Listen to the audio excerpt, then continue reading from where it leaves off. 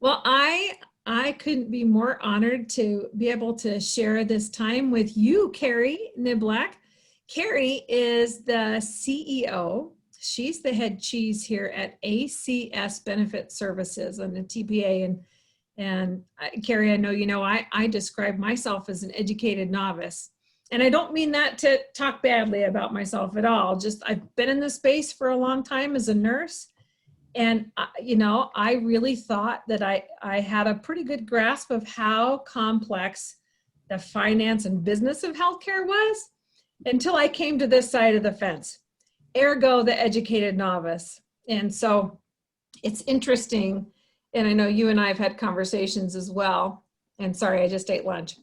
But you and I have had conversations as well as about, what really gets me excited, Kari, is that there's so many people in our industry who really truly want to do the right things for the right reasons and create a significant value that's really going to make sure that our healthcare system can take care of us when it's our turn.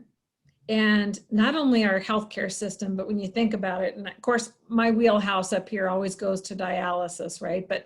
And those kind of catastrophic claims, which really put a burden on our nation's economy, not just our industry. We have an incredible role.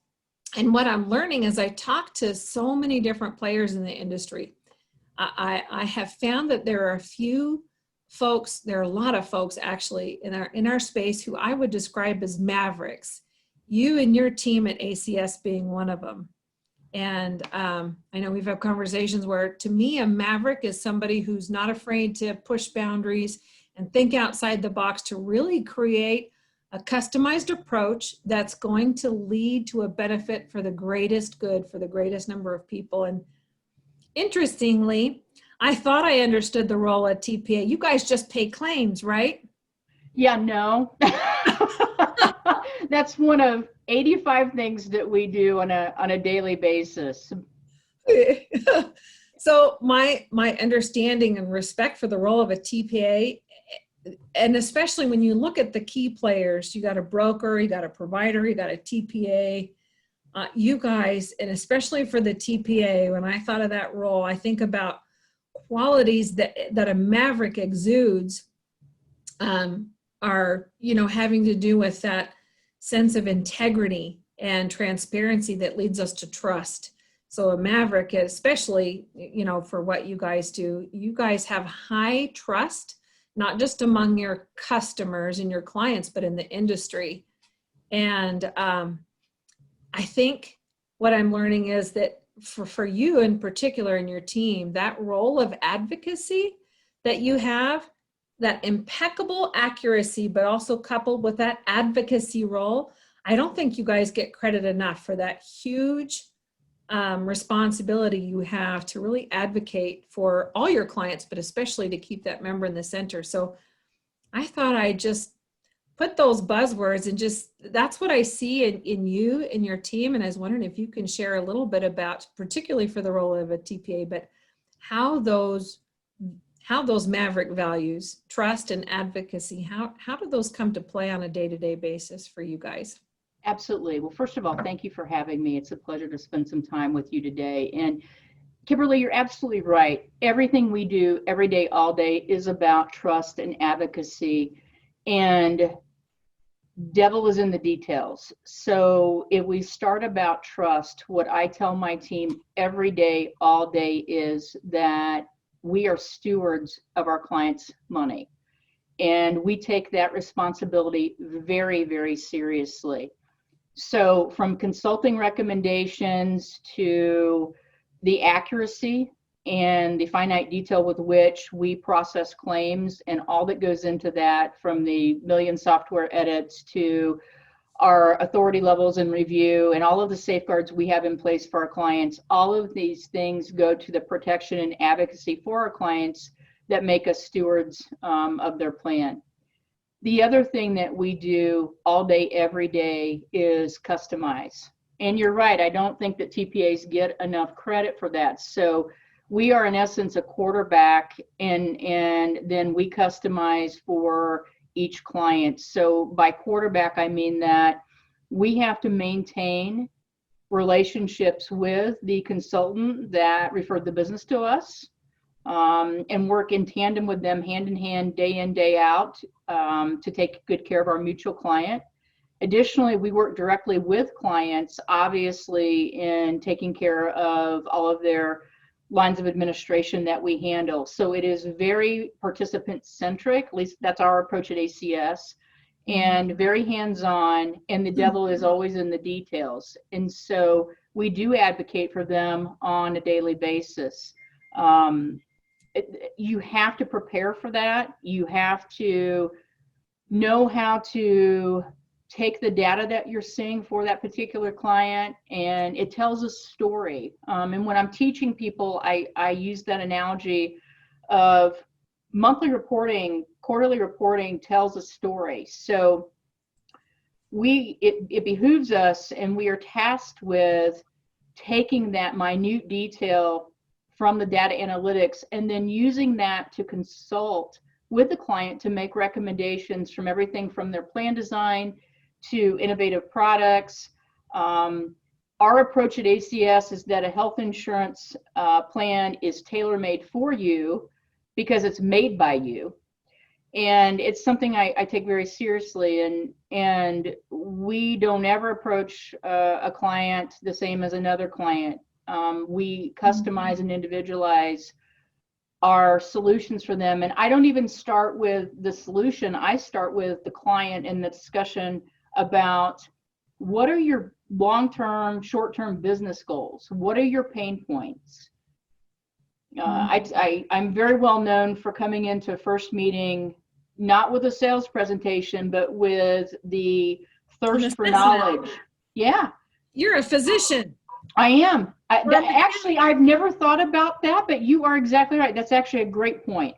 So I'm coming in with my, calculator and my thoughts, kind of like a physician would come in with a stethoscope and start asking clinical questions.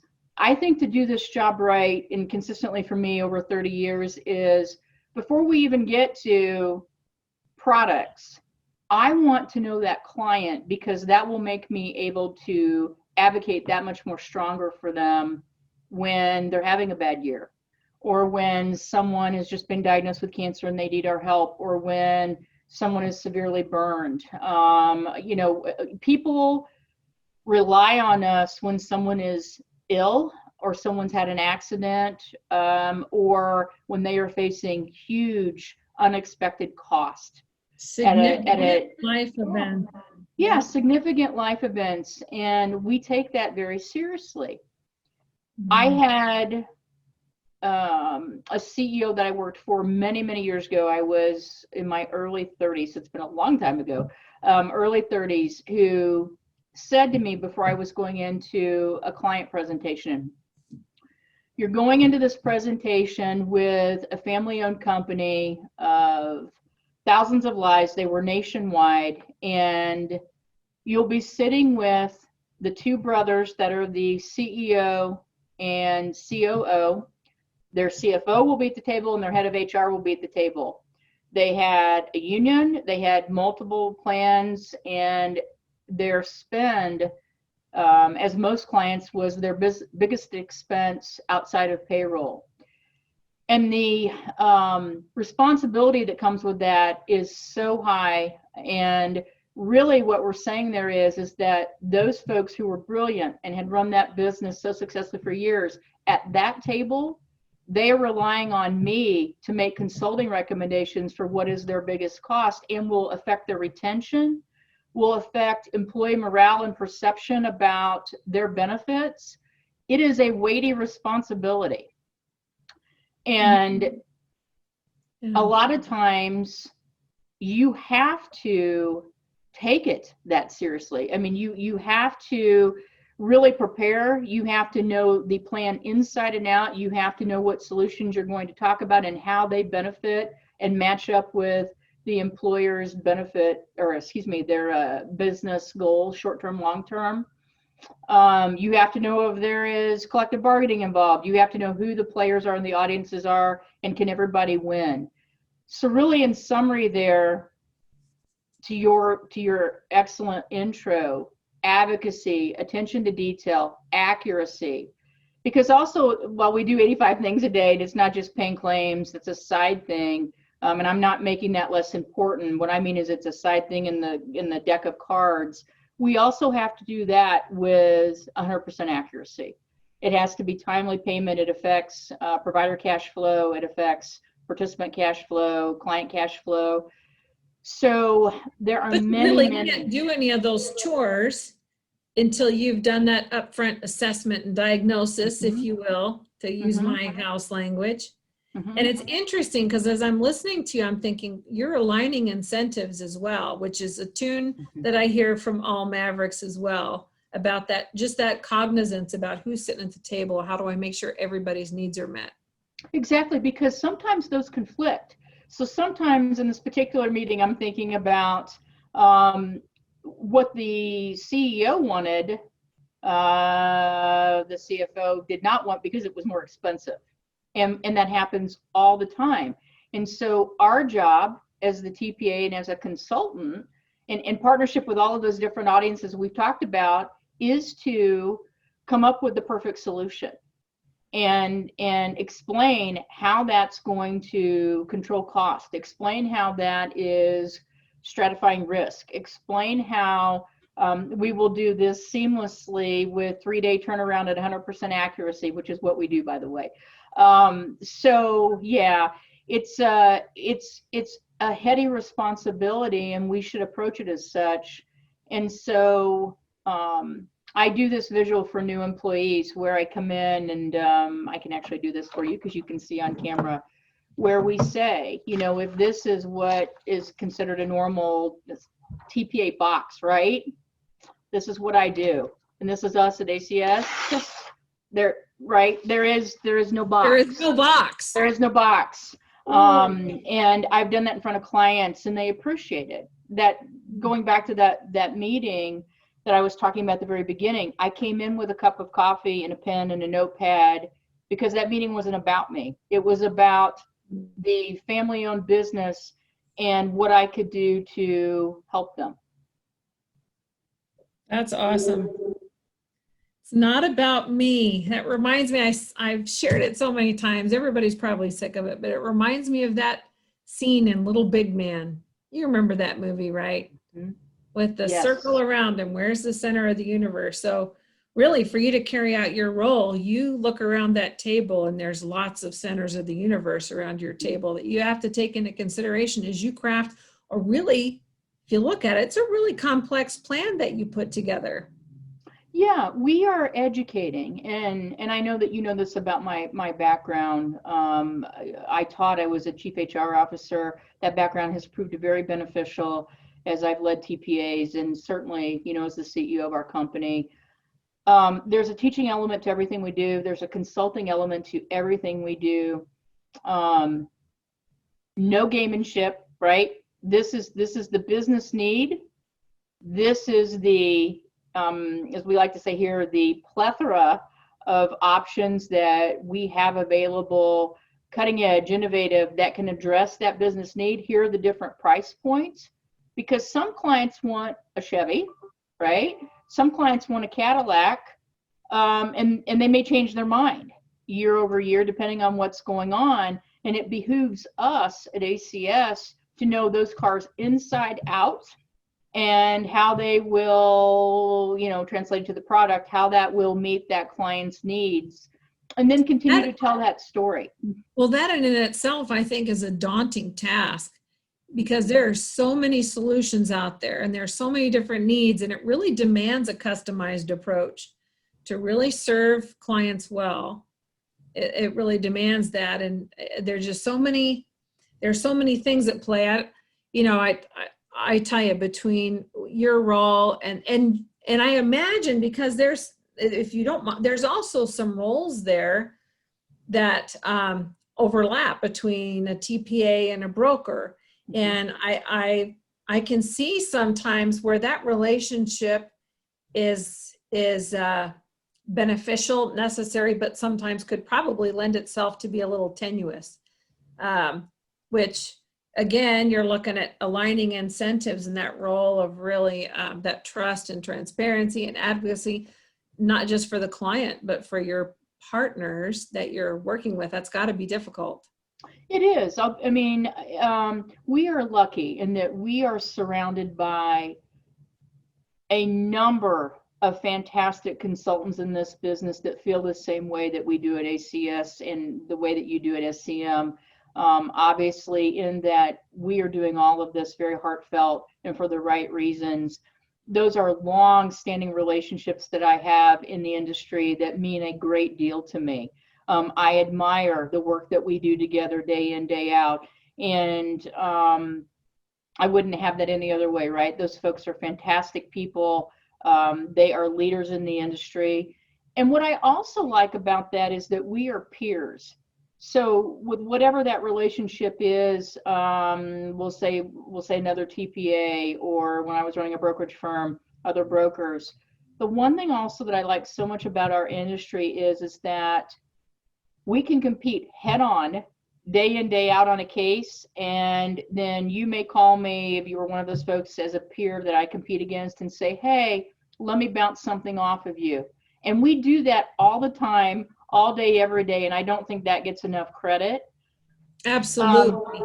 Yeah, and to your point, I will also honestly say that, yeah, there are times when those relationships where we don't always see eye to eye and it's a little tenuous. There's an ownership issue. That happens rarely, but it does happen. And my approach to that is communication.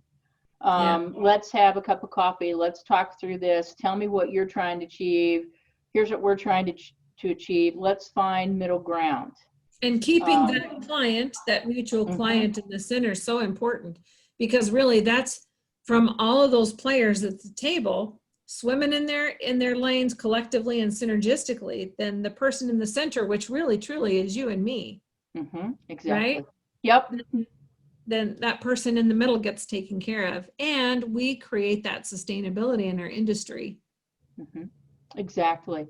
So it's a job I love, and that our team here loves, and we prepare accordingly. We work very hard in balancing all those different audiences and ultimately taking great care of our clients. So if I can ask you another question, if you were sitting around the table with a bunch of Mavericks, because there's a whole lot of them out there. I tell you, every day I have these delicious conversations with really, really good people. If you were talking to a counterpart at the table, what kind of advice would you give them to help them build a successful relationship with whatever TPA that they're working with or that they want to do business with? Yeah, the first thing that comes to mind is take the time to get to know your partner, right? Take the time. I had a call. Yeah. I mean, it's so, I mean, that sounds so easy and so tried, and, people are going to watch this and say, oh, well, is that the best? Like, that's what cares, is take the time. But people don't do that anymore. And that is so important, because the more you know about me personally and style and our team and our company values and integrity, the quicker and easier we get to innovative solutions and implementation and making all that hum. It sounds silly. I'm old-fashioned in this way, but I would say developing those relationships. The other thing is being a student of the business. And I am a stickler for this with our employees at all levels, even all the way up through our C levels. I'm an overachiever, shocking as a Maverick, but when you lay your head on the pillow at night, you should be smarter than when you got up by somehow, some way, learning something, contributing something. And that's how I approach it. And I look for employees for ACS that have that same mindset and who believe what we believe. Drive. And that is that this is also a continual teaching environment. And especially right now, Kimberly, with succession planning with the different age groups in the workforce. And now we have working at home and COVID. And so we have to come up with extra special ways to communicate. But I think it all starts with that, with peers. There's always something I can learn from you, and there's always something you can learn from me. And that dialogue is critical to get us to the best desired outcome for the client. And by the way, you can have a good time with that too if you take the necessary time to get to know the person behind the solution. Makes the solution that much more strong. Well, you bring up a really good point, because honestly, I think people are hungry for that. And I mean that in a personal level and also in a business level, because I think, especially in our industry, our industry is built on a premise of caring. How can you really care if you don't take time to develop relationships? And I've read I can't remember the name. There's probably a reason why I don't remember the book. It wasn't very significant, because the premise of the book was something like, it doesn't matter your relationships, it just matters how competent you are. And I tend to differ. I think people still, and when I talk to Mavericks, they all talk the same language, but I think people still do business with people we know, like, and we trust. And when you have those things, trust implies that I trust that you're doing your part to stay competent, and that you care enough to prepare, and that you do care enough to stay humble enough to be teachable and coachable and to be able to work with a team. That's all relationships. And I think probably now more than ever, while tech is really important, data is important, I love all that stuff because it gives us a tool to do something with. Well, it's still the people that are doing and the people that are receiving. So yeah, I couldn't agree more. Again, it is a calling card of our leadership here, and everybody's got 5, 10 minutes, 15 minutes to stop and do those extra little things that help build those relationships. Funny story, we just had an IT intern start this week, and she was down in our lobby and was, didn't have the badge yet and all that. And so in I come with, as a film crew from the other day, and I stopped, right? So we have these guys, we've got to get all this stuff upstairs. We're going to do this video shoot and all that. That wasn't important in that moment. What was important was, this is our new ACS intern, and me stopping to introduce myself, being sure she was getting through security okay, and then actually bringing her up on the elevator with me and talking to her about what she was studying at school, and how glad we were to have her with us, and just letting her see us. That just happened this week on Monday. Well, and you have a reputation, by the way. I do. Is it a good one that we're talking about? That's a loaded. You have a reputation for mentoring, which seems to me, as I talked with other Mavericks, every Maverick guy. So the series of interviews of which you're part of 4 interviewees, and there are probably many people that I could interview that want to interview, but all Mavericks that I talk to, they're all happy. They're all eager to share their information and to lift and empower and encourage other people who are in that industry, which is really unique. And so your story just illustrates that again. That I guess we could add that to your list of values. We sure could. By all means, let's continue enhancing that reputation. Absolutely. Absolutely. All right. Well, Kari, I know how busy you and your team are, especially here in the crazy busy Q4. So taking time to talk with us, that really means a lot. I appreciate it. It's been my pleasure. I enjoy visiting with you and your colleagues, and thank you for what you're doing for our industry. I found your videos to be highly insightful, very well done. You're to be commended for that. Thank you. I'll pay you later. Yeah. I'll do a treat for Sir Jeffrey. Do you want to tell us who Sir Jeffrey is? Oh yeah, we should add that. So Sir Jeffrey is my 20-pound, don't hold that against me, orange tabby son, who is our unofficial Chief Growth Officer at ACS, and he can run the company as well as his mother because he works beside me day in, day out. So he is a fan favorite, Sir Jeffrey. We get a lot of mileage out of that, and all mine. Yep. Well, the treat is in the mail, we'll say. Yes, exactly. Thanks, Kari. Thank you.